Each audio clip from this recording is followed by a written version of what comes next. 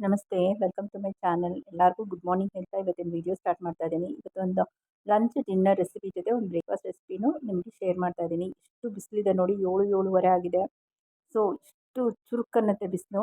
So fresh ಆಗಿತ್ತು ತರಕಾರಿ ಅಂತ ಬೆಳಗ್ಗೆನೇ ಹೋಗಿದೆ. ಬೆಳಗ್ಗೆ ಹೋದರೆ ನಮಗೆ ಯಾವ್ದು ಬೇಕೋ ತರಕಾರಿ ಆರಿಸ್ಕೊಳ್ಬೋದು. 30 ರೂಪಾಯಿ ಕಟ್ಟು ದಂಟು ಮತ್ತು ಮೆಂತ್ಯ ಸೊಪ್ಪು, ಮೊಟ್ಟೆ ತೊಗೊಂಡು ಬಂದೆ. ಸೊ ಭಾನುವಾರ ಆಗಿರೋದ್ರಿಂದ ಮೊಟ್ಟೆ ಒಳ್ಳೆ ಯಮ್ಮಿ ಗ್ರೇವಿ ಮಾಡಿ ಅದಕ್ಕೆ ಚಪಾತಿ ಮತ್ತು ಊಟಿ ಕ್ಯಾರೆಟ್ ತಂದಿದ್ದೀನಿ. ಅದರಲ್ಲಿ ಹಲ್ವಾ ಮಾಡೋಣ ಅಂತ. ಈ ಸೀಸನ್ ಇರೋದ್ರಿಂದ ಯಾವ ತರಕಾರಿನೂ ಮಿಸ್ ಮಾಡಬೇಡಿ.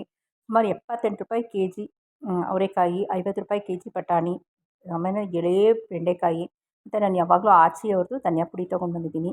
ಸೊ ಮೊಟ್ಟೆ ಗ್ರೇವಿ ಜೊತೆ ಚಪಾತಿ, ಯಮ್ಮಿ ಆಗಿರೋ ಮೊಟ್ಟೆ ಗ್ರೇವಿ ಅಂದರೆ ಅದನ್ನು ತವದಲ್ಲಿ ಟೋಸ್ಟ್ ಮಾಡ್ಕೊಂಡಿದ್ದೀನಿ. ಮೊಟ್ಟೆನ ಬೇಯಿಸ್ಕೊಂಡು ಅದನ್ನು ಶೇರ್ ಮಾಡ್ತೀನಿ ಲಾಂಗ್ ವೀಡಿಯೋ ಆಗಿ. ನಿಮ್ಗೆ ಇಂಟ್ರೆಸ್ಟ್ ಇದ್ದರೆ ಫುಲ್ ವೀಡಿಯೋ ವಾಚ್ ಮಾಡಿ.